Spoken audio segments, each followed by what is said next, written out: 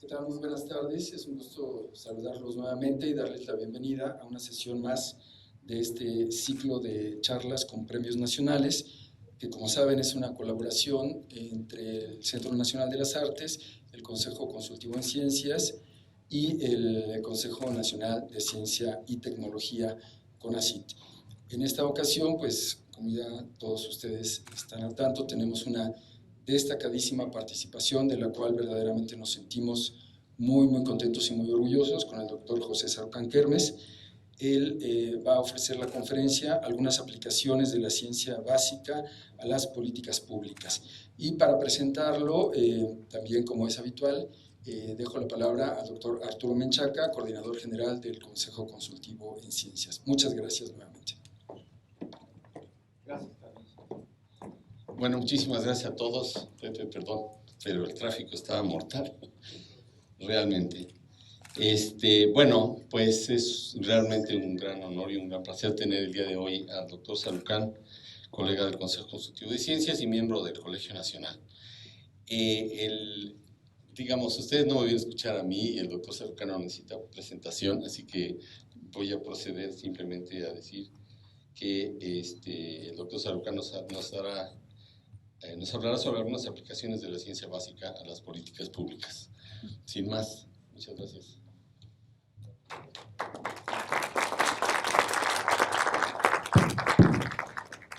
Buenas tardes, gracias a todos por estar aquí. Gracias al CCC por la invitación.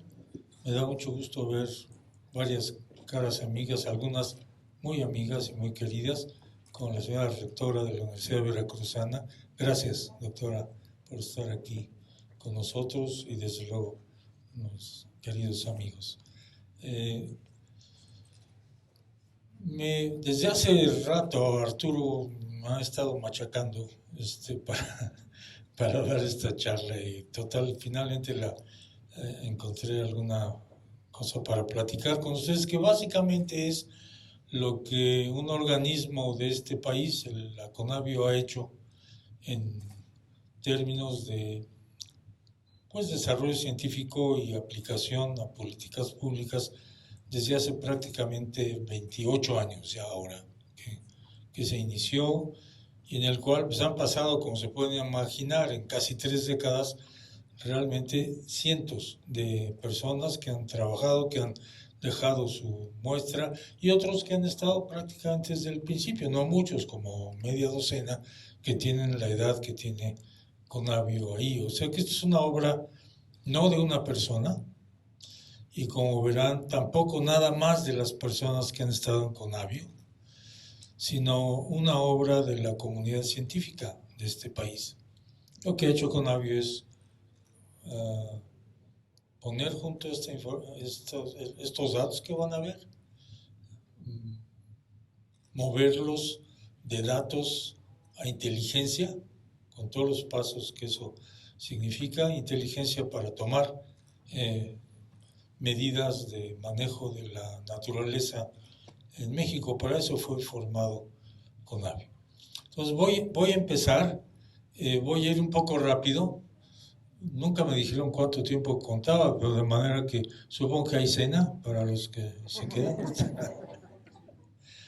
No, pero voy a ir muy rápido, pero es un poco larga. Bueno, la CONABIO es este nombre que tienen ahí ustedes, que lo pueden leer, y se creó en 1992, antes de la reunión de Río de Janeiro. De hecho, fue el aporte de México a esa reunión, antes de que existiera una Secretaría de Medio Ambiente. Esa parte de Medio Ambiente estaba en Sedesol, muy recientemente creado, que era una subsecretaría de Ecología, y luego existió Semarnat unos años después. El propósito de CONABIO desde un inicio fue poner junta toda la información que teníamos sobre la naturaleza de México. Y bueno, no es broma, pero esto es un trabajo que se inició en México desde mediados del siglo XIX, ¿les gusta? En una serie de instituciones, desde luego en México, en la Ciudad de México, pero también en Guadalajara, en Monterrey, en Guanajuato, en San Luis Potosí, había grupos que estaban haciendo estudios de la naturaleza, de la flora, de la fauna mexicanas, que tenían colecciones científicas, herbarios, museos, y que muy modestamente, muy poco a poco, pero se fue formando una comunidad, digamos, de trabajo en este sentido. O sea que no es algo que al haberse echado a andar Conavio se inventa de cero. Habían ya instituciones, de hecho, instituciones como la Comisión Geográfico Exploradora, que venía de 1800 y pico, o un poco antes. Hay una tradición en esto, en este país, de tal manera que también yo creo que es un motivo de orgullo que sepamos que esto es una cuestión que el país se fue preocupando mucho por hacerlo. Los grupos étnicos, las diferentes culturas, se dedicaban mucho a conocer la naturaleza, pues no hubieran sobrevivido miles de años como estuvieron aquí. Pues simplemente porque inventaron la agricultura en México y inventaron, también puedo decirlo, decenas de plantas cultivadas, de las cuales hoy nos aprovechamos y nos beneficiamos, y voy a tocar ese punto más hacia el final de la charla, de tal manera que pues no estamos en el desierto del Sahara en ese sentido, ni biológicamente ni culturalmente. Es decir, es un país y una enorme cantidad de culturas que se desarrollan. ¿Por qué? Porque hay una diversidad biológica enorme en este país. Y hay una relación muy directa entre diversidad biológica y diversidad cultural, no nada más en México, en todas las partes del mundo donde hay una alta biodiversidad, ustedes encontrarán una alta diversidad cultural. Algunas de las culturas más antiguas están justamente en zonas de muy alta diversidad biológica. Y no puede ser de otra manera, porque dependemos y vivimos de la diversidad biológica. Nosotros mismos somos diversidad biológica, somos parte de esto. Ya lo iremos viendo un poco en el camino de la presentación. Entonces, lo que hacíamos aquí fue recoger toda esa información que existía, pero que no estaba mal, pero no era suficiente para un país de la diversidad biológica de México, del tamaño y de la complejidad. Había que promover muchos más estudios, nuevas exploraciones, etcétera, y generar nueva información, que eso fue una de las acciones de Conavio. Y eso también lo que había que hacer, pues, obviamente, era ponerlo no nada más como pilas de datos, como si fuera un enorme libro gigantesco de directorio telefónico, sino algo que realmente pudiera consultarse, que pudiera intercambiarse en términos de relaciones geográficas, de relaciones climáticas, de relaciones edáficas, etcétera, para que hiciera sentido. Esto ha sido el trabajo que hemos hecho. Y afortunadamente, como lo verán, Conavio se constituyó en un puente entre la academia, que era la generadora de esa información, que había sido por mucho tiempo generadora de esa información, el gobierno y la sociedad, porque estos tres son realmente los elementos que requieren para poder desarrollar por un lado, una política pública, pero por otro lado, una adquisición de cultura, de la importancia que la naturaleza tiene para todos, y consecuentemente un apoyo social para que los gobiernos a cualquier nivel, federal, estatal, municipal, hagan las cosas como deben hacerlas cuando tienen la información adecuada para hacerlas, que es la última parte de lo que voy a tocar en la charla. Perdón, voy a estar medio moviéndonos. Es una comisión intersecretarial, se creó como tal. Estas son las secretarías en las que no se las tienen que aprender ni nada, por favor, créanme, son 10. Y desde luego la concebimos como una organización de investigación aplicada. Es decir, nosotros no hacemos el trabajo de ir al campo, recolectar cosas, especímenes, tenerlos, montarlos, analizarlos, identificarlos. Esto lo hacen las instituciones, universidades, institutos de investigación que están en el país.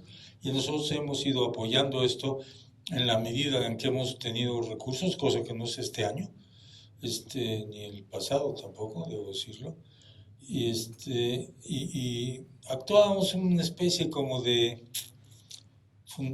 CONACYT, puedo llamarle, no precisamente, pero de apoyo a proyectos que eran definidos por las zonas en las que nosotros queríamos tener información, porque no había, o de los grupos, o de lo que sea que nos interesaba más ponerlo, no se daba apoyo así a carta blanca, sino para cosas muy concretas y muy específicas.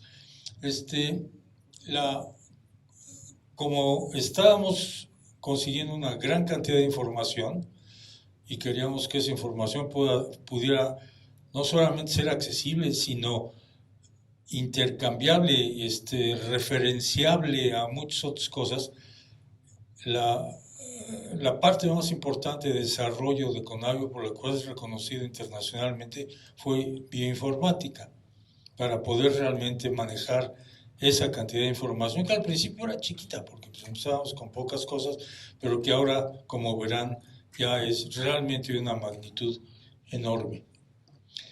Ahora, ¿quiénes fueron nuestros usuarios? Y hay una evolución en esto. Al principio acá, pues con quien teníamos la relación más directa por varios años, 3, 4 años, era con la comunidad académica, que era con la que estábamos recibiendo la información de los herbarios, de los museos. Debo decir que con una cierta resistencia de algunos de ellos, porque sentían como que esa información era suya, lo cual no es aceptable. Si esto es una cuestión que la gente lo ha hecho con su dinero y tiene su propia colección, que los hay en México que tienen esto, pues podemos decir, bueno, ni modo, lo hizo con su dinero. Pero en instituciones públicas, como las universidades públicas o en institutos de investigación, ni manera. Eran una información que se había generado con recursos públicos y consecuentemente tenía que estar al alcance del público. Esto que suena lógico decirlo ahorita, no fue tanto en 1992, déjenos decirlos. Hubo que hacer mucho trabajo de convencimiento y de atracción a esto para que esa información pudiera haber sido atraída. Una vez que empezamos a tener una cierta información suficientemente útil para poder pasarla a los tomadores de decisiones en el gobierno, particularmente en el gobierno federal en este caso, empezamos a tener una interacción muy grande con ellos en los primeros 4 o 5 años en adelante, porque ya teníamos con qué realmente ofrecerles elementos para la toma de decisiones. Antes de eso pues, era imposible. Lo único que teníamos eran listados de nombres de especies y eso pues a ellos no les significa nada y no les sirve para nada. Pero una vez que uno los empieza a ligar a cuestiones geográficas, a posiciones, a relaciones con clima, a relaciones con suelo, a relaciones con especies, entonces empieza a hacer sentido. Y es cuando empezamos a poder a interactuar con los tomadores de decisiones por aquí, por esta época. Y ahora que tenemos ya mucha información y que la hemos podido traducir, y traducir quiere decir no a un idioma, de cierta manera sí a un idioma, a un lenguaje más bien que sea entendible por la sociedad, ahora tenemos realmente una gran interacción con la sociedad mexicana, desde pequeños de 4 o 5 años hasta secretarios de Estado o tomadores de decisiones en altos niveles, con los cuales realmente estamos trabajando. Eso es un poquito la historia que les voy a contar en la charla.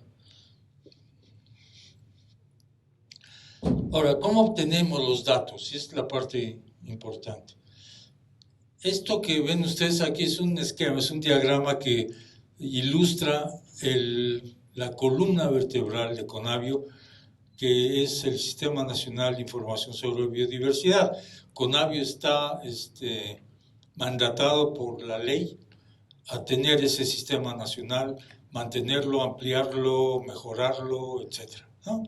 Ahora, ese sistema, el SNP, como les llamamos por las siglas, tiene 4 componentes importantes.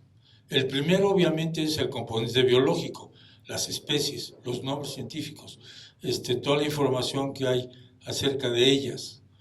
El otro, muy importante, es la otra pierna, como siempre le llamo, que es la de la expresión espacial de esa información. Esto es básicamente sistemas de información geográfica y geomática que hemos desarrollado.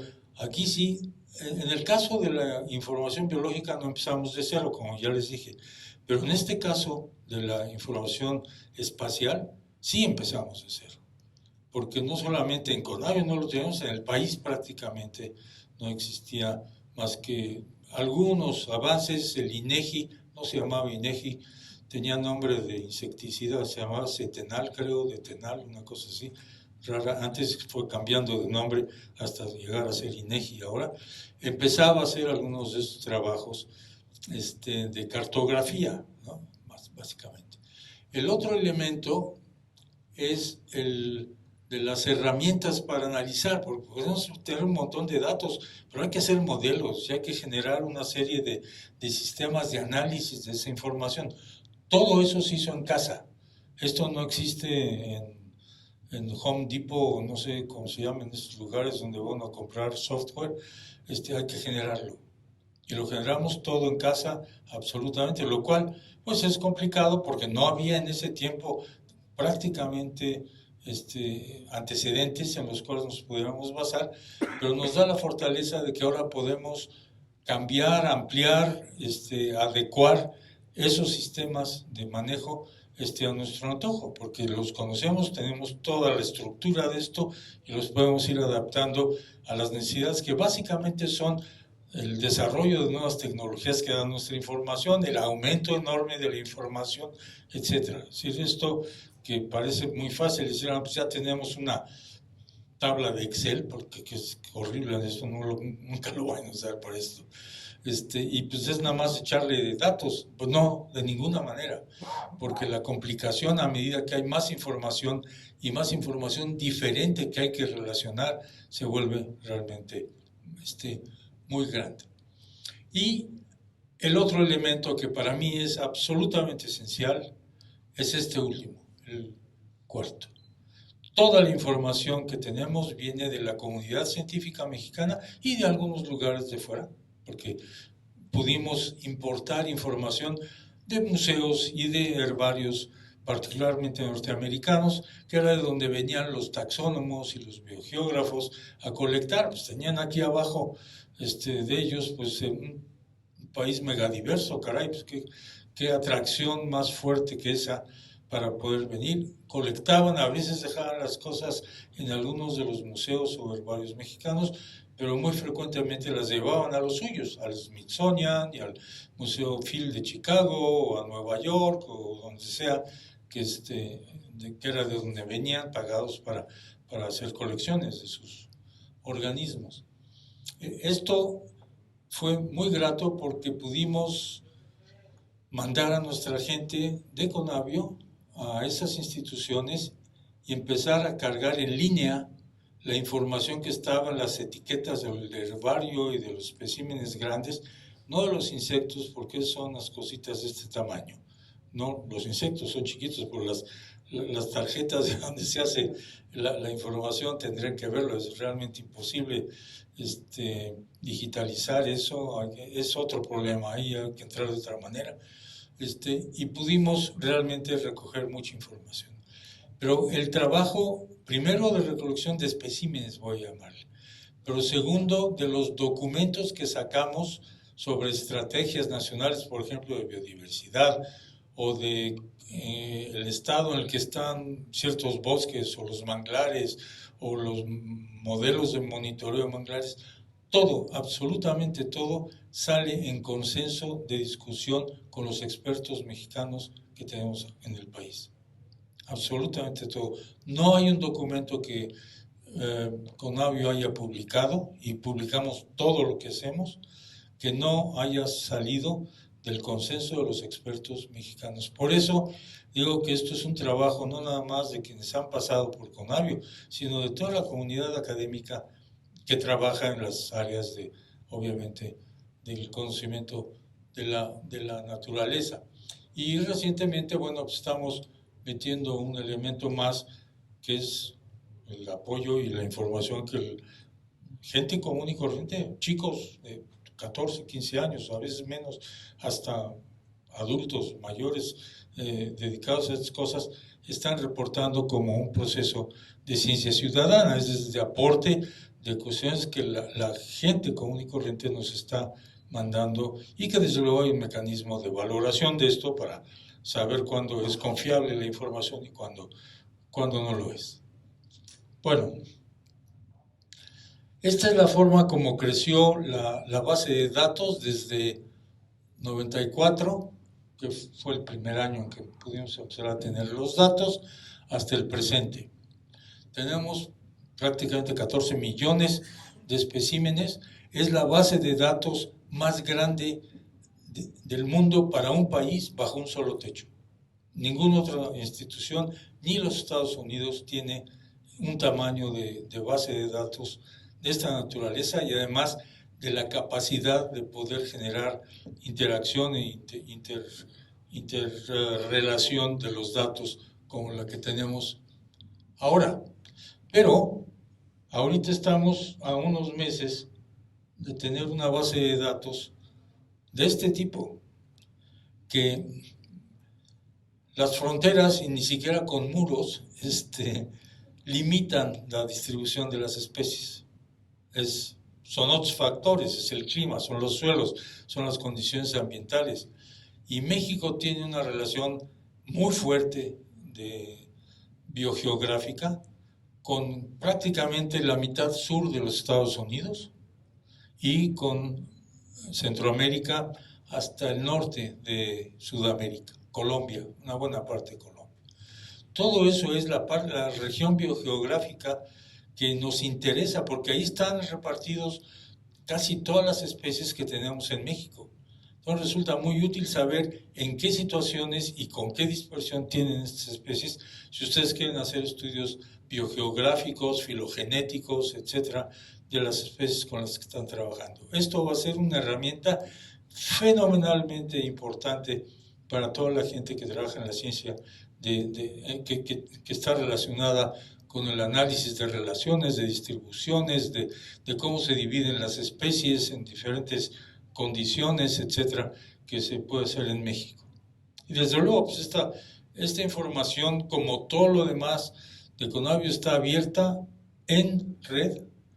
Lo único que necesitan es tener una computadora de una cierta calidad para poder hacerlo bien, pero lo pueden hacer igual aquí, en su casa, en Indochina, en Haití, no importa. Con que se conecten, pueden tener esa información en la mano. Absolutamente todos los datos de Conavio han sido públicos desde el primer momento en que están listos para ser conocidos. No solamente los datos, sino además de los proyectos que apoyamos, no solamente están los resultados disponibles, sino lo que se llama en la jerga de computación los shapefiles. Es decir, ustedes pueden entrar a la información original con la cual el investigador que nos dio el proyecto hizo sus cálculos y sacó sus conclusiones. Pueden volver a reanalizar esa información si quieren, para, pues no sé, verificar algo, o para decir, a este cuate no se le ocurrió hacer esto, a ver, se puede hacer, y lo pueden hacer. No, creo que hay muchas bases de datos en México con esa capacidad de análisis tan abierto, tan transparente y tan accesible en realidad. Yo creo que vamos a estar con esto alrededor de unos 300 millones de especímenes hacia fines de este año, si todavía existe Conavio para entonces. No sé. Esto es una, ¿cómo se llama? Yo creo que ¿Aquí hubo un brinco o algo? No, yo fui quien se brincó. Hemos avanzado enormemente en la parte de información de cartografía digital. Yo creo que ahorita tenemos mayor capacidad de geomática, incluso que INEGI, para esto. Yo les voy a enseñar uno de los productos que demuestra esto. Y realmente se han incrementado miles, decenas de miles, más 12,000, 13,000 mapas y demás que están accesibles, que ustedes los pueden bajar y que los pueden analizar y los pueden usar para los estudios que les resulte necesario. Ahora, ya tenemos un chorro de información, la tenemos metida espacialmente explícita para todo el país. ¿Y ahora para qué la usamos? ¿O para qué se usa? Bueno, la primera cosa es que son muchos usuarios, desde los tomadores de decisiones al nivel del gobierno federal hasta la gente de la calle, cualquiera de ustedes que pudiera tener interés en esto. Son muchos usuarios y consecuentemente también requiere de diversas formas de expresar esa información que sea entendible, accesible por los expertos en biogeografía o en taxonomía o en manejo de bosques, que para una persona que simplemente tiene el interés de conocer esto y adentrarse. Entonces aquí hemos hecho un esfuerzo muy grande, luego les voy a explicar esto. Perdón. Una de las esto no es cronográficamente la forma en que se fueron produciendo las cosas. Esto que les estoy mostrando es quizá una de las cosas más importantes que CONAVI ha producido en términos de información. Fue una evaluación del estado de los ecosistemas mexicanos, de todos, por ahí del 2008, 2009, que se hizo con 750 miembros de la Academia Mexicana, de diferentes instituciones, que trabajaron un chorro de tiempo, y les puedo decir porque a mí me tocó coordinar esto y nunca lo hagan, ¿no? Es como ir con 14 lanchas en el Niágara, antes evitando que se vaya por la catarata, es una cosa horrible. Pero bueno, se hizo este estudio, está impreso, pero está en línea, como todo, está en línea, accesible, y es el corte de cómo estábamos en México en ese momento, muy entero, no solamente en términos de las extensiones que tenemos de los diferentes bosques, selvas, manglares, etcétera, las especies que teníamos, cuáles estaban en peligro de extinción, sino también el efecto de las políticas o de la falta de políticas, cualquiera de las dos cosas, que se aplicaban a lo largo de todo este tiempo, ¿no? Pues desde los 20, 30 del siglo pasado hasta el momento en que se acabó el estudio. Es realmente un benchmark, como se llama en la jerga esta de estudios y de evaluaciones, de lo que teníamos en México. Pero ahora, pues como todas las cosas que se imprimen se fosilizan, ¿no? Un estudio impreso en tal momento se quedó en tal momento. Lo que estamos haciendo es permanentemente, a partir del año pasado, porque no tuvimos manera de hacerlo antes, se están haciendo puestas al día cada año, que van a estar en línea, no lo vamos a imprimir porque esto cuesta y es mucho más fácil ingresar en línea a esto. Cada año vamos a poner los avances o los retrocesos o las nuevas cosas que han estado ocurriendo con el capital natural, como le llamamos, mexicano, que es pues, la naturaleza básicamente en ese sentido. Esto es accesible en línea. Otra de las cosas es, bueno, ¿cómo le presentamos a la gente rápido cómo están las cosas en México? Una expresión es este mapa que no creo que pueden ver, hay demasiada luz, de la forma como los diferentes estados de la República están conservando su capital natural, es decir, sus bosques, sus selvas, sus manglares, dependiendo qué es lo que tienen, sus praderas, etcétera. Y los sitios verdes son estados en que lo están haciendo razonablemente bien, y los rojos o más oscuros son los que están en estado muy complicado. No es fácil ver mapas a esa escala y por lo tanto también lo tenemos expresado así. Y ahí pueden ver los estados que lo están haciendo relativamente bien y que están manejando sus recursos de manera sustentable, los que lo están haciendo wishy-washy, más o menos, en la mitad, y los que lo están haciendo muy mal. Y a mí me da mucha grima ver que el tercer estado de mayor diversidad biológica de este país es uno de los dos peores estados en conservación de su capital natural, que es Veracruz. De la forma como como se ha perdido ahí la naturaleza, y si uno dijera, bueno, pero la gente de Veracruz vive bien, ¿no? Se echaron todo, pero están en buenas condiciones, tienen buenos niveles de educación, hay buena salud, no hay problemas, la gente vive bien. Espero que se están dando cuenta que estoy siendo verdaderamente sarcástico en esto, porque lo que ha pasado es que es exactamente, pues no es la situación, al menos, se les puede decir. Pero esto le da a la gente una idea muy rápida de qué está ocurriendo en México en términos de la conservación y en qué lugares está ocurriendo y en dónde no lo está haciendo. Pero lo podemos tener de manera geográficamente explícita, es decir, espacialmente explícita, o puesto de esta manera que es mucho más sintético y quizá más fácil de analizar.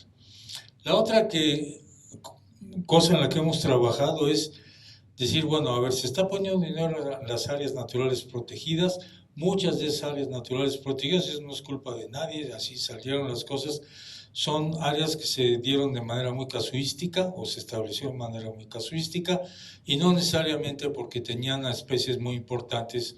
Ahí sí, hay muchas, pero haciendo un análisis, quedan muchas especies que están en riesgo de extinción, que son endémicas de México, etcétera, que no están en las áreas naturales protegidas. Entonces, hicimos un estudio y ahí está marcado a una escala de 1 kilómetro cuadrado, realmente muy buena para estos fines, cuáles son las áreas prioritarias de conservación, de tal manera que si el país le va a poner dinero a esto, sabe dónde hacerlo. Mejor que, a ver, vamos a esperar a que un gobernador se ponga guapo y done un cacho de su estado para estas cosas.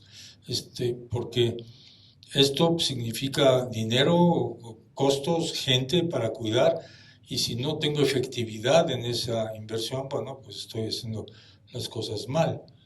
Lo mismo lo hicimos para los sistemas marinos, que está aquí abajo, y también si vamos a restaurar, ¿dónde debemos restaurar la vegetación de México? ¿Dónde son los sitios prioritarios y más adecuados y más susceptibles de buena restauración en México? Sí, tenemos muchos elementos que ayudan a tomar políticas adecuadas al respecto en el sentido de conservar y también restaurar la vegetación. Pero también tenemos muchas otras herramientas que desarrollamos. Por ejemplo, en el caso de una especie en peligro de extinción como esta cotorra, si está en peligro de extinción, yo ya no quiero que colecten más para saber dónde está. Lo que necesito es una herramienta que me ayude a predecir dónde puede estar. Y tenemos esas herramientas que nos dan con niveles de probabilidad el área potencial de distribución de miles de especies en México que requieren de un cuidado especial. Lo hemos hecho así, pero también lo podemos hacer con especies de interés comercial, en este caso magueyes, que son usados para la producción de mezcales. Aquí trabajamos con los productores de mezcales para que hicieran sus registros de denominación de origen para proteger su producto lo mejor posible. Esto después, si quieren, podemos entrar más. También lo que hacemos es predecir áreas de posible distribución de vectores de enfermedades, que en este caso están las chinches besuconas que transmiten la enfermedad de Chagas, pero lo podemos hacer con muchas otras, con mosquitos, con etcétera, y esto es un arma muy útil para empezar a diseñar políticas de prevención de salud pública a las áreas en donde muy probablemente estos vectores se van a ir moviendo, que ya está ocurriendo. Esto no es nada más teoría de lo que podemos hacer, ya hay evidencia de que se están moviendo por el cambio climático. El otro también es que CONABIO es el Centro Mexicano de Información sobre Especies Invasoras. Las especies invasoras son el segundo motivo más importante de pérdida de diversidad biológica en todo el mundo, con daños económicos verdaderamente gigantescos, y ahí tenemos toda la información requerida sobre estas especies, las posibilidades de dónde entraron, cómo hay que trabajar con ellas, manejarlas, y esto obviamente requiere el trabajo de muchas secretarías, la Secretaría de Economía, la Secretaría de Hacienda con aduanas, etcétera, ¿no? Porque muchas de estas especies llegan con el comercio de productos que tenemos, en empaques, en la madera, en las pajas con las que se traen las cosas, etcétera, y en los mismos productos que vienen. Y muchos de estos generan realmente problemas muy severos económicos. El otro es el sistema de generación de mapas de alta resolución, y aquí es donde yo les decía que podemos ver la capacidad de CONABIO ya para producir estos mapas. Esto es un mapa de 5 metros de resolución. La precisión del mapa es 5 metros. Si tienen una casa grande, de más de 5 metros de ancho o de largo, o lo que sea, la pueden ver en este mapa, ¿no? Es de esa calidad. Pero ahí están los datos de lo que el tiempo que nos lleva y lo que nos cuesta hacerlo a nosotros comparado con lo que INEGI ha estado haciendo. Tenemos realmente mucha más, se ha desarrollado mucho más la capacidad de manejo geomático en CONABIO, y tenemos realmente ya un mapa que permite realmente hacer cosas de grandísimo valor, como lo van a ver en un momento más. Pero también lo podemos hacer a escala continental. CONABIO participó con Canadá y Estados Unidos y algunos de los países del sur, particularmente Brasil y Colombia, en hacer este mapa de uso del suelo para todo el continente. No hay otro de este tipo en el mundo, es el único continente con un mapa comparable por la metodología de cambios de uso del suelo que permiten pues, hacer estudios de ver cómo se están comportando estas cuestiones en el continente americano.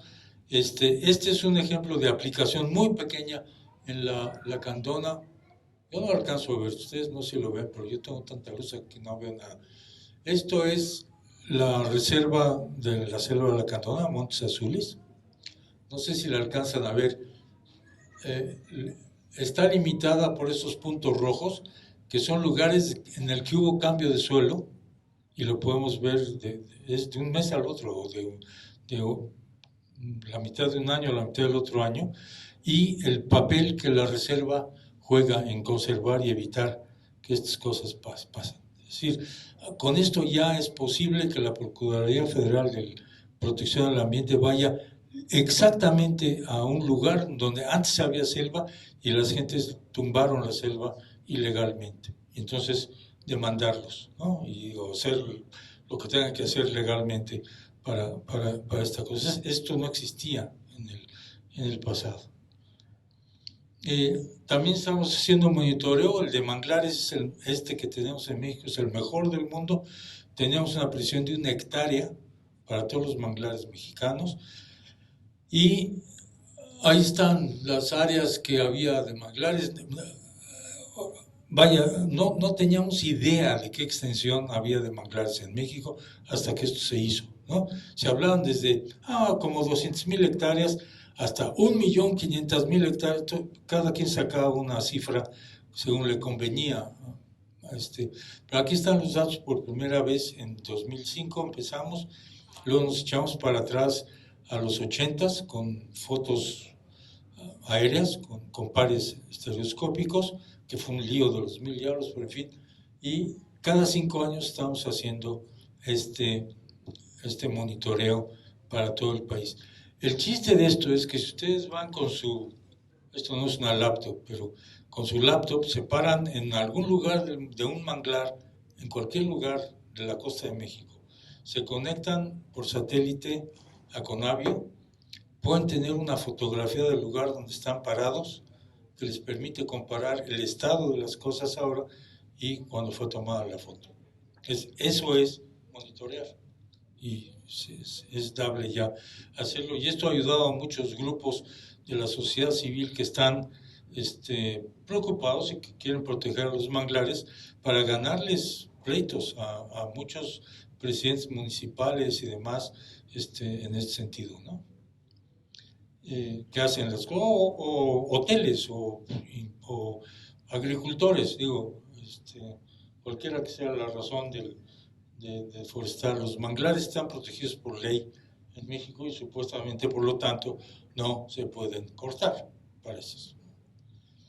También estamos haciendo monitoreo marino, en este caso en el lugar donde nos hemos metido mucho, otra vez con las instituciones que trabajan en esta zona, el CICI, la UNAM, el CIMVESTAB, es en el arrecife que está frente a Quintana Roo, y ahí tenemos realmente estudios bellísimos. El día que quieran ir a ver realidad virtual de los manglares, de cómo están y cómo deberían haber estado en Conavio, hagan una cita, van, se toman una Dramamina antes, porque es muy mareante meterse al manglar, al arrecife, y ver las diferencias que ha habido de lo que debería ser el manglar a lo que tenemos ahora ahí, porque está hecho con datos in situ de lo que estamos observando, ¿no? A nivel de los estados y municipios, bueno, pues una de las cosas que hacemos es que diariamente hay información del estado de los parámetros marinos de toda la costa mexicana, en temperatura, en oxígeno diluido, en ¿cómo se llama? Clorofila alfa, etcétera, que están y que sirven para toda una serie de cosas, desde cuestiones que tienen que ver con pesquerías hasta cuestiones que tienen que ver con mareas rojas, etcétera, que pueden afectar al turismo, etcétera, ¿no? Esto está todos los días, y obviamente pueden ustedes tener series como la que está aquí, que es una serie de 8 días. Entonces les da una idea de cómo se van moviendo las temperaturas y demás. Es muy útil porque cuando se nos viene un huracán, empezar a saber cómo está la temperatura del mar enfrente del lugar donde va a entrar, porque dependiendo de eso es la fortaleza de vientos y de agua que el huracán va a tomar antes de entrar a tierra. La otra cosa que hicimos, y esta sí es más antigua, hasta el 98, es reportar los incendios diariamente, los incendios forestales. Hay incendios agrícolas, pero esos ni nos metemos con ellos, no vale la pena. Pero sí con los incendios forestales, particularmente los incendios que están en las áreas naturales protegidas. Tenemos una serie de satélites. Particularmente es un satélite MODIS, del cual tenemos la antena arriba del techo de Conavio, y recibimos 8 imágenes diarias, pasa en bandas, y cubre desde poco del sur de los Estados Unidos hasta casi Colombia, ¿no? Toda Centroamérica. 20 minutos después de que pasó el satélite por una banda y nos da las imágenes, está un correo electrónico en el estado correspondiente que les da todos los incendios que hay y que salieron hace 20 minutos. Es casi a tiempo real, no podemos tenerlo en tiempo real porque deberíamos tener ¿cómo se llama? Un rosario de satélites para poder hacer esto. Esto no lo tenemos, nadie lo tiene. Pero todo es automatizado. La primera vez en 98, que fue un año de grandes incendios, esto se hizo con trabajo humano, es decir, sacando las cosas y distinguiendo de los pozos petroleros que se quemaban y de ciudades y todo esto. Ahora ya no hay intervención humana, es una máquina que ve esto, detecta los incendios, los saca estado por estado, los pone en los mapas estatales y los manda por correo electrónico. En 20 minutos están los datos ahí para pues, atender el incendio y reducir los daños. Y también, ahora, con todo este lío del sargazo famoso, pues lo que tenemos es un avance, una alerta temprana de qué se está acercando, para que se supone que los que tendrían que hacer algo lo hicieran, ¿no? A nosotros no nos toca eso. Lo único que nos toca a nosotros es generar la información para que ellos tomen las medidas y actúen. Pero pues eso, en México, no voy a ponerme a explicarlo. La otra cosa que hemos hecho también es, así como tenemos el estudio de todo México, que es este estudio del capital natural, dijimos, bueno, México es demasiado grande como para que un estudio general le sirva por igual a Baja California que a Campeche o a Nayarit, cualquiera. Son muy diversos, es decir, la diversidad entre los estados es muy grande.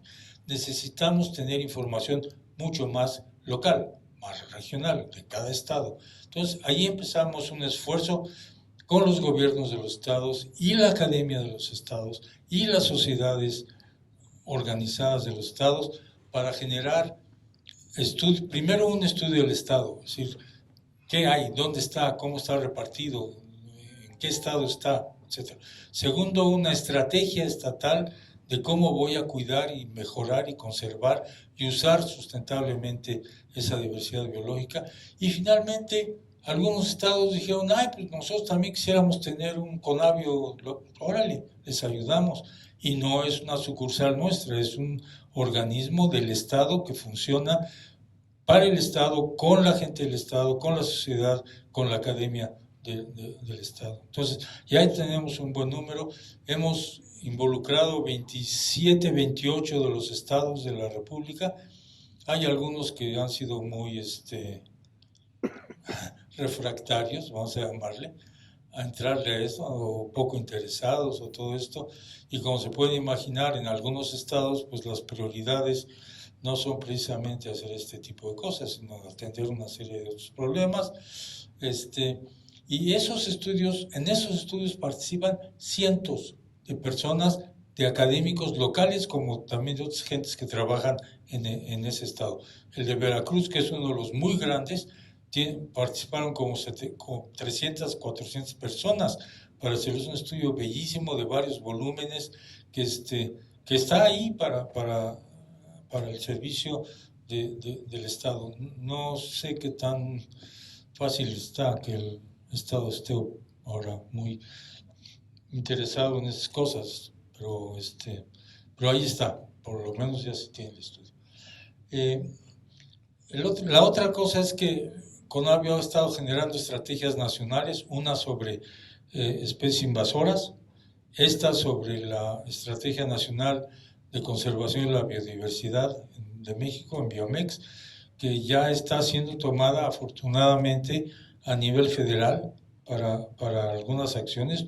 Turismo, por ejemplo, ahora en su plan lo acaba de adoptar porque cubre turismo, agricultura, pesca, etcétera, de actividades que inciden en el problema de la conservación o el deterioro de la diversidad biológica.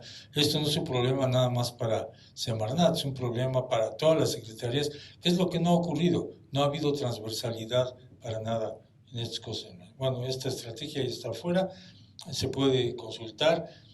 Conavios también, la autoridad científica CITES, si tiene interés. CITES es el único organismo internacional con dientes. Todos los demás son una bola de recomendaciones. Ustedes deberían hacer esto, los gobiernos deberían preocuparse. No, tiene dientes y dice, tales especies que están en peligro no pueden ser utilizadas para tráfico internacional. Y hay en las aduanas gente que, si alguien lo está haciendo, lo meten en la cárcel, le comisan las cosas. Entonces, sí tiene dientes. Y en esto nosotros estamos trabajando y ha servido para que se desarrollen industrias en México que antes no se podían desarrollar porque CITES había prohibido indebidamente por las presiones de los competidores de fuera, Estados Unidos prácticamente, por ejemplo, el uso de las pieles de cocodrilo. A quien le gustan esas cosas, a mí no me gustan. Hay gente, a muchas damas que les gustan las bolsas de cocodrilo, de piel de cocodrilo, y los zapatos y todas estas cosas.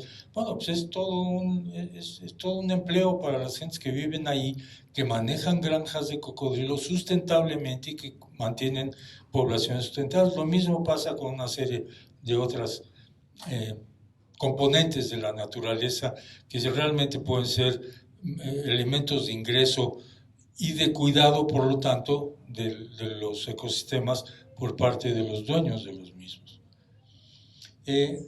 Hemos trabajado mucho y más intensamente desde que tenemos más información sobre cuestiones de desarrollo rural, básicamente para darle a quienes usan estos elementos mejores condiciones, mejorar sus productos, saber cómo manejar esto sin darle en la chapa, de manera sustentable, buscarles nuevos nichos de mercado, capacitarlos en una serie de cuestiones que les permitan convertirse realmente en empresarios de sus productos de manera mucho más eficiente, ¿no?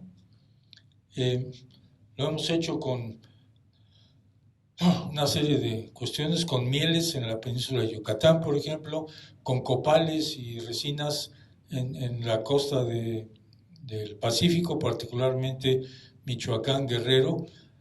Ustedes van a decir, bueno, pero eso no pinta nada en la economía. No pinta, en la economía nacional no pinta, pero en la economía local pinta un montón, porque hay mucha gente que vive de esto y que teniendo mejores condiciones para esto, bueno, pues pueden tener mejores ingresos y realmente tienen mejor bienestar en estas cosas. Lo hemos hecho también con los agaves, como ya les comenté, con nopales y tunas que cubren 40% del territorio mexicano y que no nos damos cuenta, pero que la gente vive de ellos, los usa desde alimento para el ganado hasta una serie de otras cosas para que realmente lo puedan hacer mejor.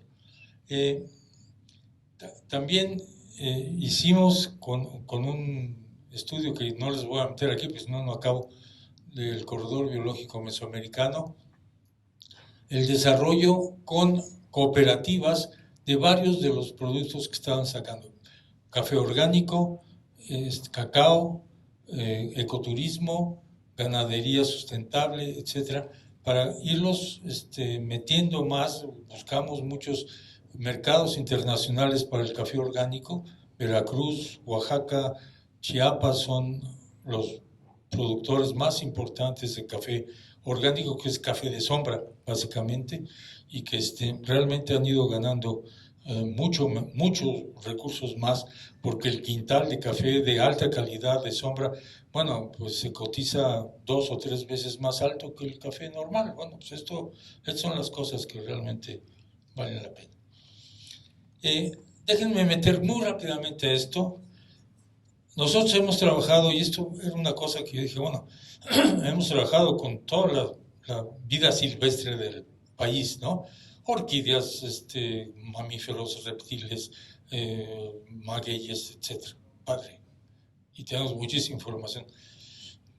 Pero ¿qué tal con la parte más importante de la diversidad biológica mexicana? Es lo que comemos, ¿no? Y que parecía ser un capítulo y un área exclusivamente dedicada a los agrónomos. A ver, no nos queremos meter de agrónomos ni quitarles la llama ni nada que se parezca, pero tenemos que conocer mejor esos recursos, conocer mejor la cantidad de plantas domesticadas que se han desarrollado en México. México es un centro de origen no nada más de muchísima diversidad biológica, sino de muchísimas plantas domesticadas, más de 120 plantas domesticadas que se usan normalmente por mucha gente. No, si van al Walmart no lo van a encontrar, pero si van a los mercados locales en el campo, van a encontrar muchos de estos materiales que son utilizados por ellos y que son una forma de ingreso para las gentes que los producen. Empezamos con una planta icónica, maíz. Bueno, déjenme decirles que hasta el 2000, ¿qué fue? 2010, 2011, una cosa así, no sabíamos cuántas variedades nativas de maíz se seguían cultivando todavía en México. Había unas ideas de que pues, había más o menos tantas, es una cosa más bien como de tipo arqueológico, pero de realidad, de que la gente los estuviera cultivando, por primera vez tuvimos esa noticia en un estudio que organizó CONAVI. ¿Cuántas razas nativas de maíz creen que se están plantando? Este año se han plantado. ¿O cuántos conocen? No, nadie. 2, 3, no sé. 60.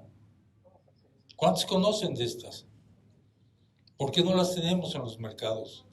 Y la gente los planta no nada más para un dato en el Guinness Book of Records, porque yo no sé si ustedes han sembrado y cosechado y limpiado el terreno, es decir, hecho agricultura.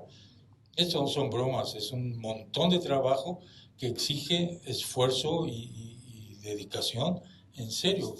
Y si yo no saco algo de eso, bueno, pues es una tarugada, ¿no? ¿Para qué lo hago?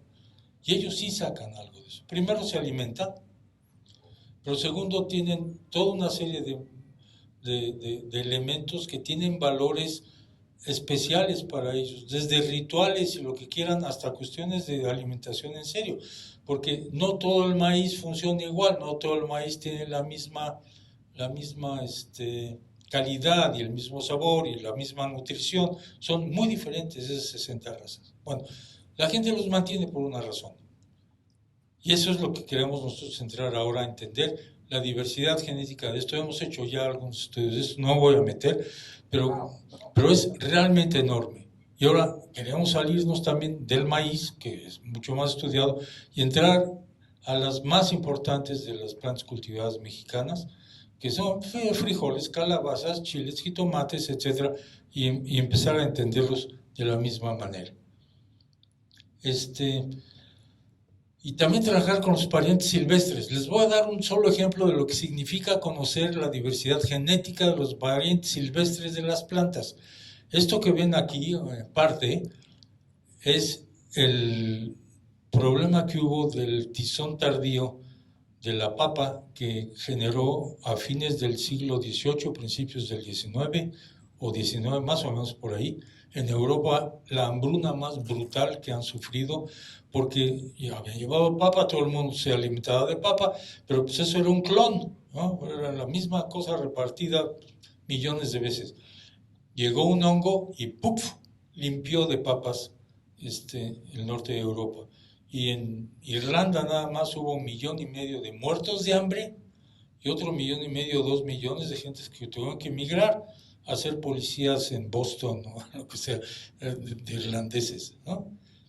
Y muchas muertes en Alemania, en los países nórdicos, que esto era el alimento, pues, de la gente del campo, digamos. Bueno, fueron a Sudamérica a buscar las papas, a ver si encontraron una papa resistente al hongo Phytophthora, y no encontraban, llevaban y nada, no se daba y no se daba. Y de repente, trabajando en México, yo conocí al cuate que lo hizo, o que hizo parte de los estudios, pues, una especie del género Solanum. Las papas son el género Solanum, es un género enorme de un chorro de especies.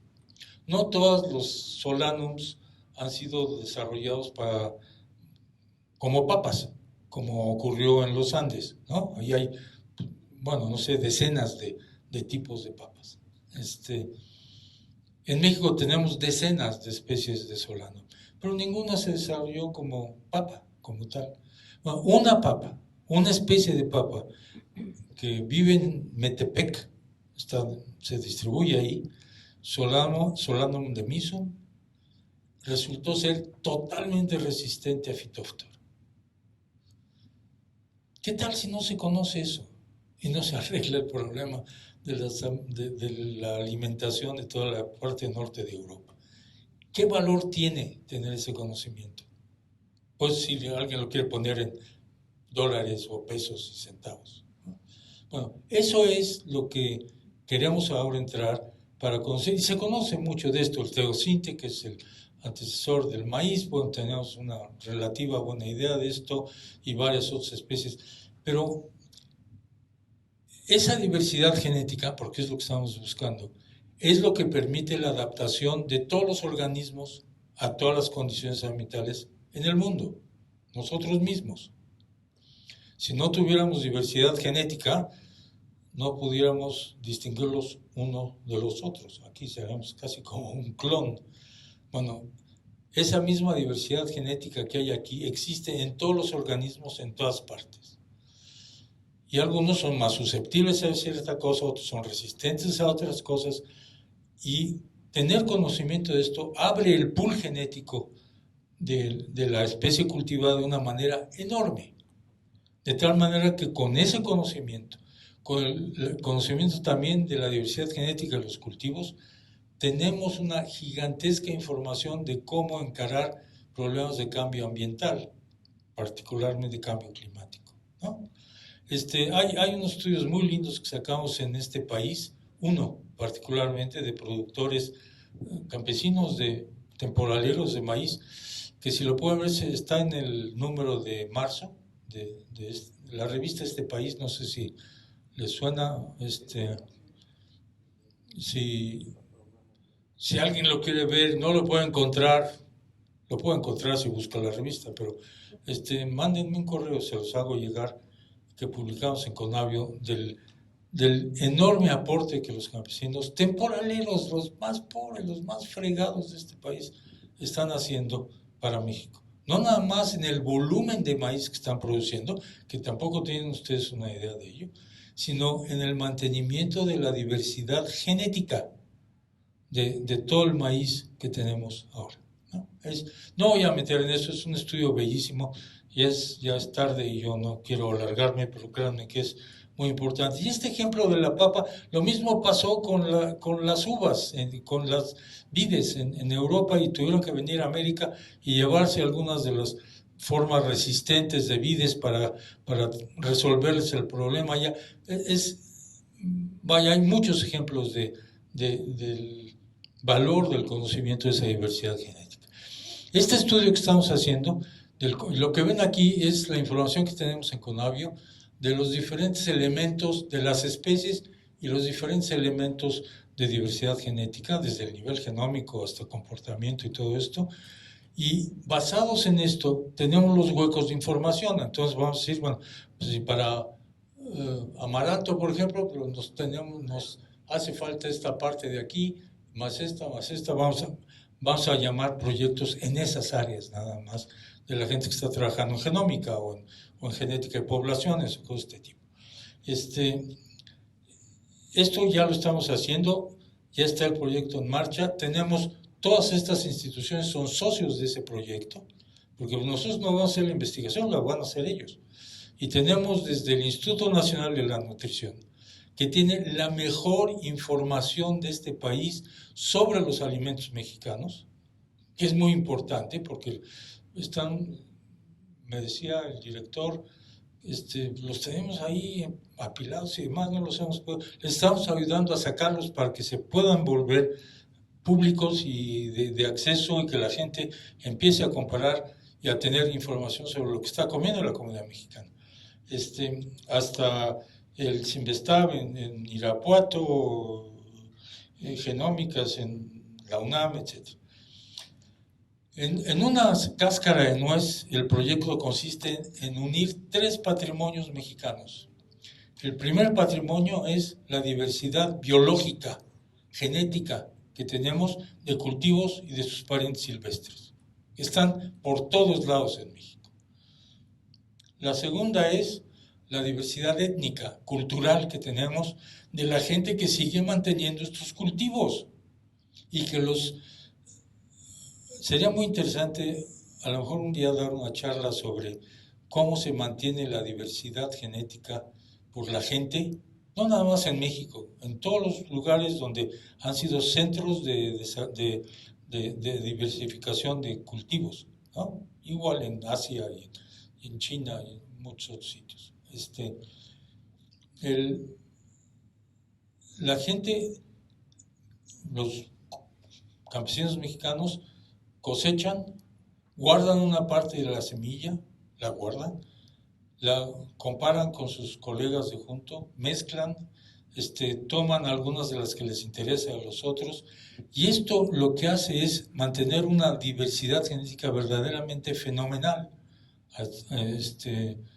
permanentemente. Ellos están manteniendo vivo el proceso de evolución bajo domesticación, que es la forma como se han generado todas las plantas cultivadas en el mundo. Es involucrarlos a ellos como actores, no como recipientes de información, como actores en el proceso de utilizar esa diversidad genética y combinarla con el otro patrimonio, que es la comunidad científica actual, permanente, que tenemos, que entre con nuevas ideas, con nuevos enfoques, con nuevas metodologías, para realmente poder juntar toda esta información y tenerla como la base del desarrollo del programa de agricultura de México, ¿no? Bueno, sí. Rápidamente, en la sociedad en general lo que hemos hecho es meternos en ciencia ciudadana, la ciencia ciudadana que es pues, la información que la gente provee. ¿Quién creen ustedes que son los que están vigilando el firmamento por asteroides? ¿Astrónomos con doctorado?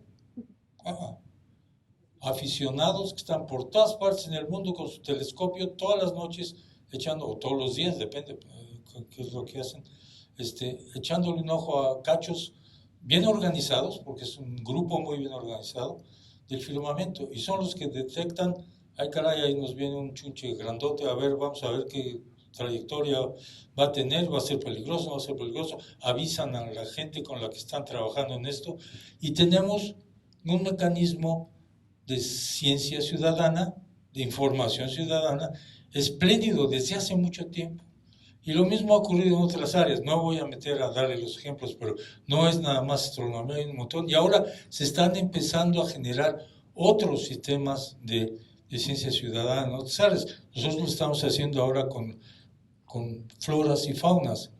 Y tenemos, por ejemplo, este es de aves, el de ciencia ciudadana de aves, que lo adoptamos de la Universidad de Cornell. Allá se llama eBird, aquí lo llamamos A ver aves.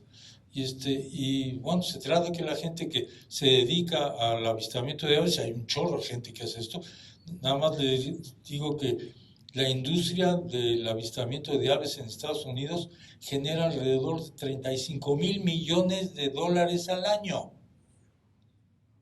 Dense cuenta de la cantidad de gente que está metida en esto y de la actividad que tienen.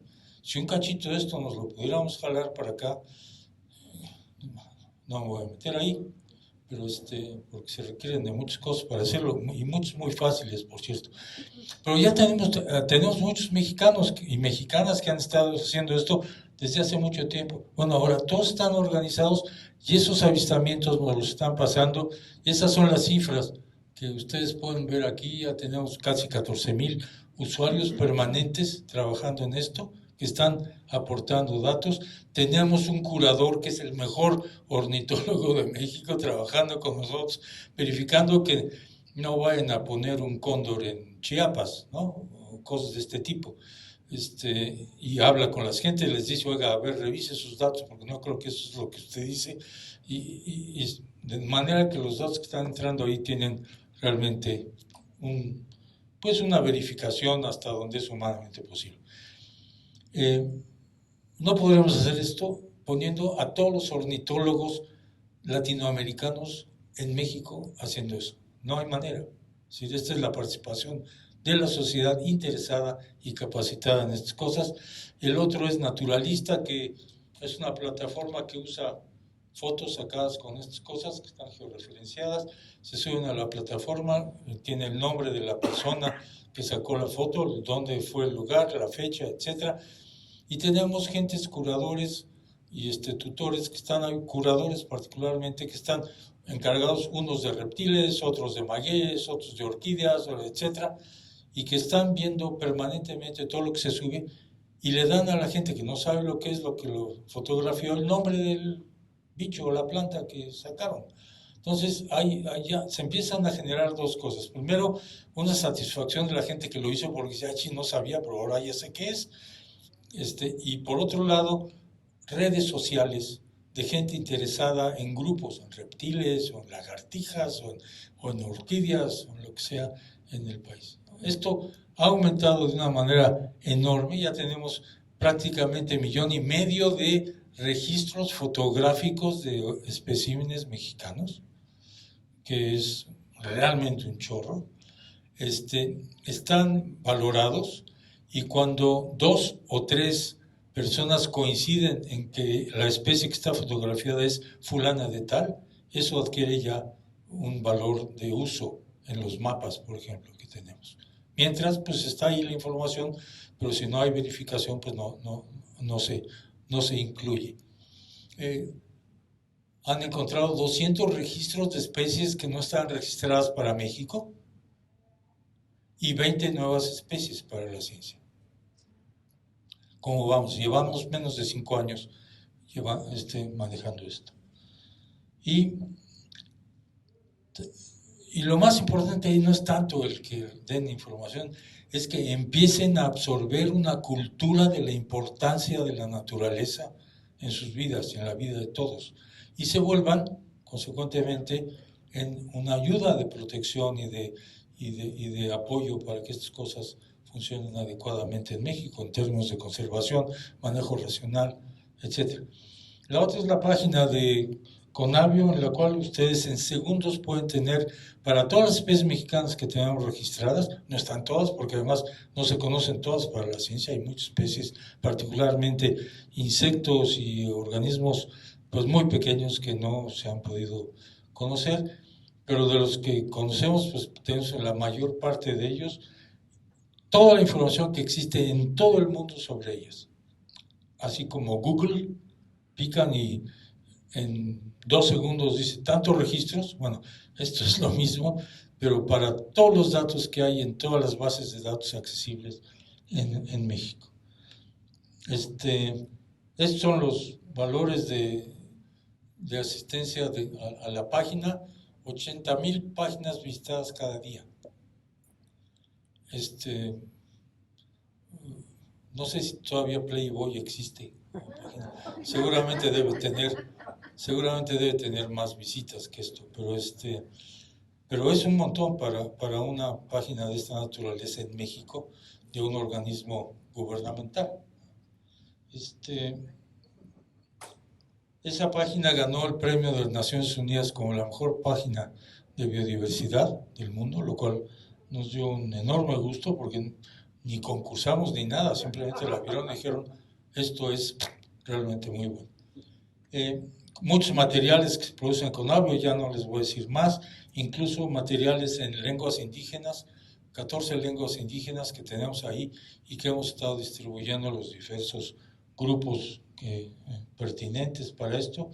Y finalmente, muy rápidamente, ¿qué efecto está teniendo? Ya les dije algunos efectos en normas y en regulaciones de esto, pero hay algunas cosas más. El más importante, yo creo que hemos tenido hasta ahora, es que por primera vez en México va a ser posible marcar claramente la frontera agrícola, que no se meta a las zonas de conservación marcadas como de prioridad en México. Antes era el conflicto entre los de agricultura, que daban subsidios para, por un lado Semarnat daba subsidios para proteger, por otro lado agricultura daba subsidios para tirar la selva o el bosque o lo que sea, y claro, pues las gentes abusadas tenían de los dos, ¿no? Entonces era un lío, primero de un gasto enorme de dinero, pero por otro lado de una incongruencia en cuanto a la conservación de nuestros recursos en México. Esto se acabó. Tenemos ahorita ya un sistema que permite, con el mapa que les enseñé, que cada agricultor que pide un subsidio para una actividad agrícola, ponemos su parcela en ese mapa y sabemos si está o no está en un área natural protegida, un área de protección forestal, todas las diferentes formas de protección que hay, y dependiendo de esa localidad, Agricultura les da o no les da el subsidio agrícola para lo que van a hacer. No hay ningún país en el mundo comparable, no estoy contando Suiza ni cualquier otro país de estos europeos, porque esto es irrelevante ya para ellos, pero cualquier país como los latinoamericanos o los países de alta diversidad biológica no tienen esta herramienta, y realmente este es el primer año que se está empezando a poner. Ahí hay un ejemplo, no voy a meter más. El otro es que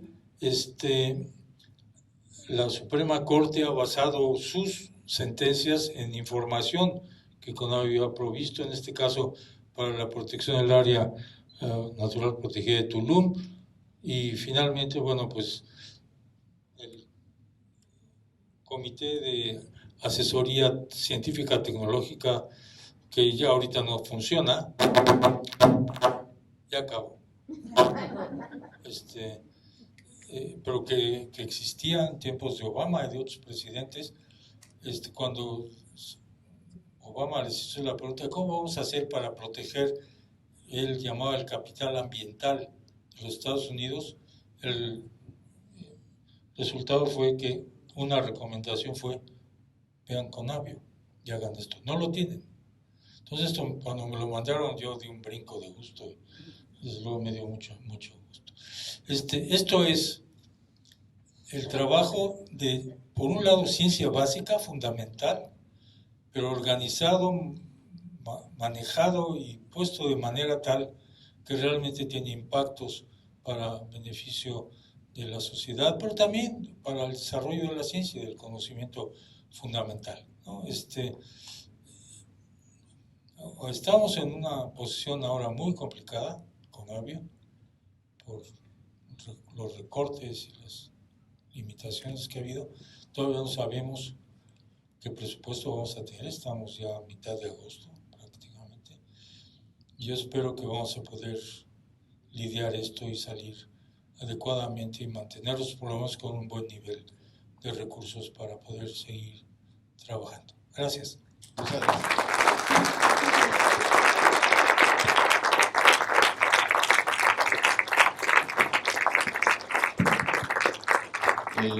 Algunas poquito de preguntas, porque entiendo que estamos ahí en limitaciones de tiempo, ¿sí? Doctor Sarucán, buenas tardes a todos. Gracias. Esta información es muy reciente, por lo que logro notar, pero también sabe que el planeta está atravesando otro momento, que es la sexta extinción. Entonces, eso va a ser complicado, porque mientras usted está generando información, el planeta y todos los seres humanos que habitan en él están haciendo cosas desastrosas. Y lo voy a concretar en un punto, porque también hablar de la sexta extinción es algo bastante extenso. La cantidad de incendios que ha habido en el planeta va a elevar la temperatura, y eso está próximo. Mientras aquí vaya a ser invierno en diciembre, en Australia se van a estar cocinando. Yo vengo monitoreando el clima desde el año 2000 y coinciden con los datos de Naciones Unidas. Tan solo el invierno pasado estaban a 45 grados. La ola de calor llegó a México. Entonces, ¿no creía usted, y esa es mi pregunta, usted acaba de decir, bueno, ahí está la información, que la tomen, pero se lo dije a la doctora Julia Carabias cuando expuso en el MIDE, reunirnos e ir a hablar con el presidente, porque de verdad, el calentamiento global nos está matando, doctor Sarucán. Esto es grave. Y un punto muy concreto también, la migración se va a agravar. No solamente en Centroamérica, que también ahora con la migración que acaba de pasar, nadie comentó de la grave sequía que está atravesando Centroamérica, en todo el planeta. El arrecife mesoamericano se está muriendo, doctor Sarucán. Entonces, hay mi petición, urgencia, gracias. Muy bien, yo no puedo más que estar de acuerdo, le puedo dar ejemplos aún más espeluznantes de los que usted me está dando ahorita. La cuestión es, ¿qué hacemos? ¿Ya no tenemos más información? O más bien tomamos la información y como sociedad informada, educada y con los datos en la mano, vamos y hacemos presiones para que las cosas vayan en la dirección correcta. ¿Sale? Bueno, porque si la sociedad, y pues esa es nuestra preocupación, comunicarle a la sociedad toda esta información para que pueda actuar. De otra manera, ¿cómo va a ocurrir? Los elementos que están detrás de que estas cosas no cambien, porque desde hace cuánto que había autos híbridos o eléctricos o tecnologías mucho más amigables con el planeta y eso, pero el interés de las industrias y de las compañías grandes y petróleos y los autos y la agroindustria y todo esto han estado presionando y van a seguir presionando. Y cuando me dicen a mí, bueno, pues es que ¿qué hacemos? Porque también los productos que salen y todo esto, les digo, es que no ignoren que tenemos en nuestras manos la herramienta más potente para cambiar esas cosas. Somos consumidores. ¿Y qué tal si empezamos a ser consumidores inteligentes, informados, que dicen, estas cosas no las compro por estas razones, voy a comprar esto otro? Y la gente lo va a hacer en serio. Los que producen estas cosas no son tontos, van a empezar a cambiar las cosas y hacerlas de otra manera. Estamos encarando un problema muy severo, pero si la sociedad, con información, no con gritos, sombrerazos y petatazos, con información llega y dice, esto se tiene, aquí está la información, hay que hacerlo de otra manera. No, va a haber resistencia al inicio porque las presiones de todos estos elementos que les he comentado van a ser muy fuertes. A lo mejor no a la primera, pero a la segunda o a la tercera va a empezar a haber cambios. No esperemos que estas cosas cambien solas. No va a haber mandatarios iluminados que vayan en contra de lo que su sociedad quiere seguir haciendo, si no le exige con información que las cosas tienen que cambiar. Y tenemos muchos ejemplos en México, algunas de estas cosas que les he enseñado de lo que ha pasado con la Suprema Corte y con estas cosas, han sido por presión social de grupos que se dedican a la defensa de los manglares, por ejemplo, y que han ido a demostrar que las cosas están mal y hay sentencias en contra de presidentes municipales para reponer lo que había de más. No va a ocurrir de otra manera, perdón. Hagámonos realmente cargo de este asunto, porque si como sociedad no se actúa, pero no se actúa no a gritos, porque vamos a recibir más gritos del otro lado. Con los datos, con la información, funcionar. Perdón que se los ponga tan crudos como esto, pero el rescate no viene de Marte ni de algún planeta que no conocemos, tiene que salir de todos los que vivimos en este planeta. Dos preguntas muy concretas, doctor. Primero, ¿tienen datos con respecto a narcocultivos en la República Mexicana? O sea, amapola, cannabis y semejantes. La segunda pregunta, considerando la definición de su información, ¿tiene potencial para auxilio para las actividades de la Guardia Nacional en las fronteras, particularmente en la frontera sur? Gracias.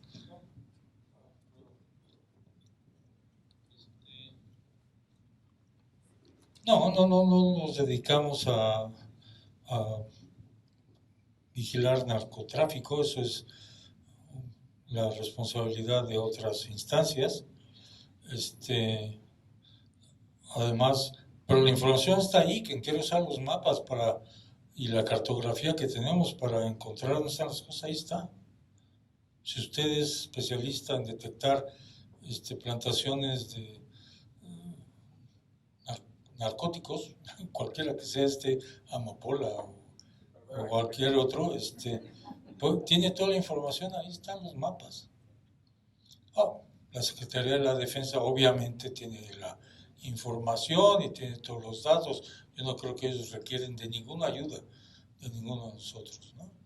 Y, por ejemplo, este mapa del que les hablé, que se usa para evitar los subsidios en lugares donde no debe haber cambios de la vegetación, ya lo van a usar ahora. Estamos trabajando con la gente que va a tener este proyecto, que espero que se maneje bien, de Sembrando Vida, de ir poniendo árboles y cosas en diferentes partes, teóricamente en lugares que están ya modificados, perturbados, etc.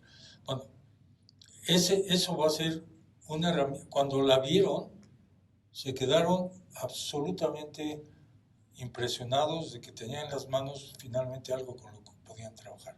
Para esas cosas está, y igual que les estamos ayudando a ellos, les vamos a ayudar a otras gentes a hacer cosas en este sentido. Es una herramienta fenomenal que puede ser usada bien o mal, depende, ¿no? De quién la quiere usar.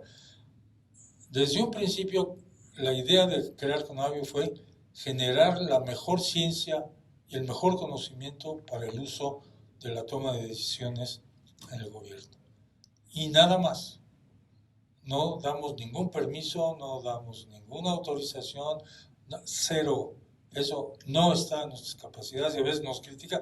Digo, pues sí, pero si nos hubiéramos metido en esto, seguramente Conavio no existiría ahorita.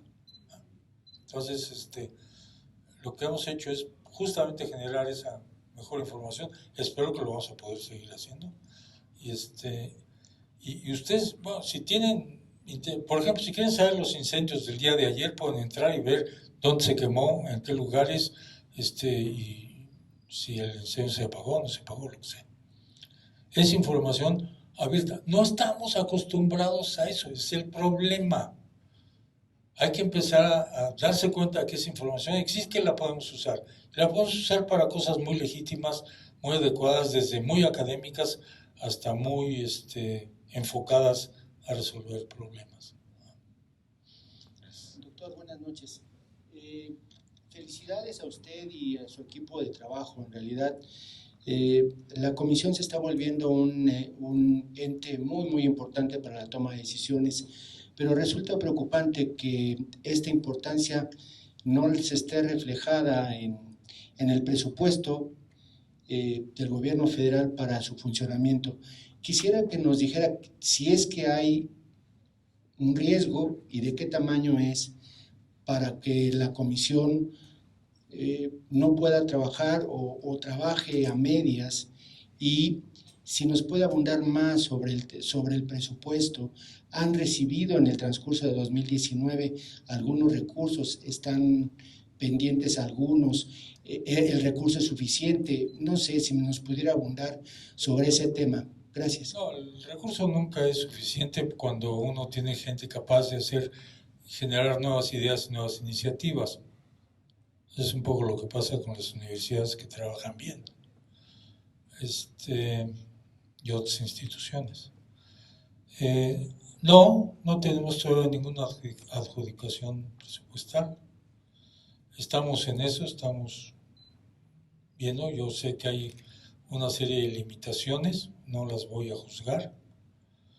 Y vamos a tener que encontrar alguna manera de combinar el ambiente con nuestras necesidades, de manera que podamos seguir funcionando para el futuro del país, porque esta no es una institución académica propiamente, no es una asociación civil, lo estamos haciendo para el país. Toda la gente que está ahí gana unos sueldos verdaderamente bastante risibles, y están ahí porque están convencidos de que su trabajo tiene una utilidad y un beneficio para México. Y por lo tanto están dedicados en un muy buen ambiente a seguir trabajando ahí. ¿No? Es gente, con excepciones de gente como yo, es gente muy joven. Yo sesgo completamente la distribución de edades ahí. Y es lindo ver el entusiasmo y el cariño y las ganas y la creatividad también. No es nada más tener una bola de chicos y chicas entusiastas que no saben qué hacer, ¿no? Son gente que saben y que tienen realmente capacidad para hacer las cosas bien. No sé, yo prefiero no tocar un poco más ese punto. Tenemos tiempo para unas 2 preguntas más.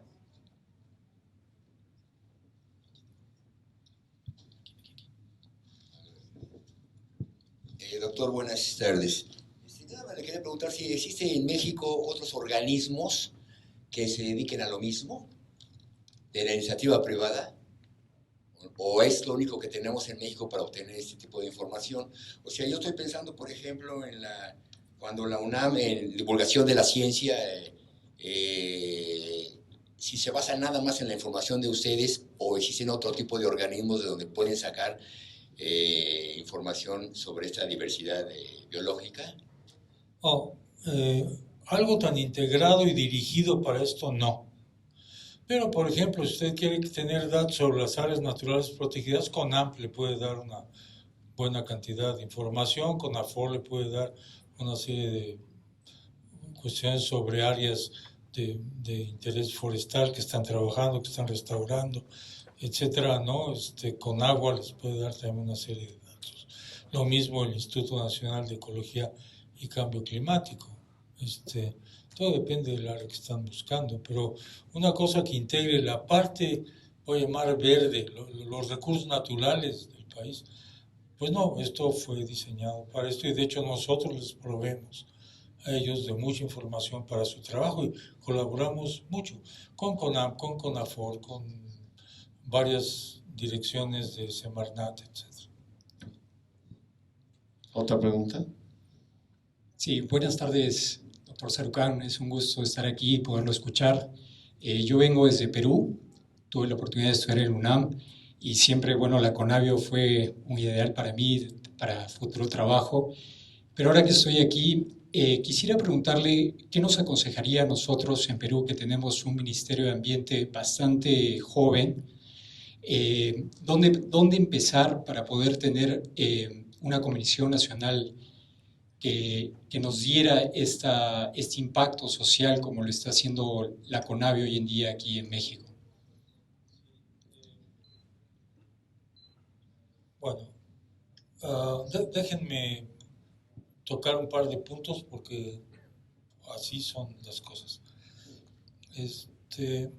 La razón de la existencia de Conavio hace 28 años fue por un interés muy claro del gobierno mexicano, del Estado mexicano, para tener un organismo que ayudase a tomar mejores decisiones. Entonces, eso cuenta, porque como digo, esto no es una asociación civil, no es una ONG, es un organismo gubernamental. Consecuentemente, requiere de una decisión política gubernamental al respecto. Y esto, bueno, puede ser problemático, depende en qué lugar está uno. La segunda, muy importante, es que a diferencia hay muy pocos organismos similares a Conavio. Conavio no fue el primero. Antes de esto estuvo el ERIN en Australia, que es sobre el que nos inspiramos para sacar esto, y había empezado INVIO en Costa Rica. Bueno, pero no hay más, y hay ahora probablemente 2 o 3, está el Instituto Humboldt en Colombia, hay un inicio en Brasil de esto, Sudáfrica está empezando también a tener algo, y hay unos cuantos más, pero ninguno tiene la característica de haberse construido con la participación de la comunidad científica del país, como lo hemos hecho nosotros. Esto es una enorme diferencia porque primero le da una muy alta credibilidad a los datos que tenemos, porque no es nada más lo que 2 o 3 personas tomando un café decidieron que iban a sacar como un proyecto y fue su imaginación o su convicción o lo que sea, sino es el consenso de todas las gentes que saben del tema en el país. Y esto en ningún lugar existe. Eso sí le puedo decir, no hay una institución similar que tenga como raíz la participación de toda la comunidad científica. Este es un segundo punto. Entonces, uno, la decisión política, la participación de la comunidad científica y ahora, mucho más recientemente, la participación ciudadana. Ahora yo estuve el año pasado, creo, o el antepasado, en Chile, invitado al Senado a darles una charla, porque querían ayuda para echar a andar algo similar. Ellos tienen también un sistema medioambiental muy peculiar, y empezamos y todo. Hubo cambio de administración en Chile, había un cambio de administración aquí, no sé cómo va a ir, pero tenían mucho interés de ya iniciar una cosa similar. Han venido, nosotros capacitamos a la gente de Colombia para que pudieran echar a andar esto. Han venido gentes de varios países latinoamericanos, Ecuador, Bolivia también. De Perú no sé si hemos tenido colegas que han venido, Guyana, Guatemala. Nosotros les damos toda la capacitación técnica, pero no es más, es mucho más que la capacitación técnica. Si va a funcionar, se requiere de un convencimiento gubernamental que ahora, no voy a hacer comentarios ahora, que lo hemos tenido prácticamente hasta ahora. La participación de la comunidad académica, que no solamente le da credibilidad a los datos, sino se siente parte del esfuerzo, se sienten parte de Conavio, porque ellos ayudaron a construirlo. Y crecientemente más ahora la sociedad, porque por un lado están participando en estas cosas de ciencia ciudadana, pero por otro lado están viendo que pueden tener acceso a información que entienden, que es confiable, que la pueden usar y que por lo tanto pueden utilizarla para defender un punto, para sostener una posición, etc. Estas cosas no se construyen de instante, pero lo que sí creo que es muy difícil en países como los nuestros es echarse a andar una cosa de este tipo sin un compromiso político del Estado de ese país. ¿Alguna otra pregunta? Última pregunta. Quiero destacar, yo creo que lo puedo hacer a viva voz. ¿No hay alguna iniciativa mundial? Es que lo están grabando. Es que lo están grabando. Se está grabando. Perdón. ¿No hay alguna iniciativa global de este mismo tipo? A nivel planetario, digamos. Sí, buena pregunta. Yo no lo iba a tocar, pero ya que ustedes le respondo muy rápido. Sí, hay una de la OSD, está en Dinamarca, y se llama Global Biodiversity Information Facility, GBIF. Y Conavio fue un fundador de eso. Y existió porque se dieron cuenta de lo que habíamos hecho en Conavio. Se inspiraron en el trabajo de Conavio para hacerlo. Conavio estaba participando en esto desde que se inició, no sé, hace como 20 años, una cosa de este tipo. Y tienen un chorrísimo de información, mucho más de la que tenemos nosotros, pero es una información que no tiene el contenido de utilidad local que tiene lo que tenemos en México. Muchísimas gracias. Bueno, pues agradecemos al doctor Sarucán.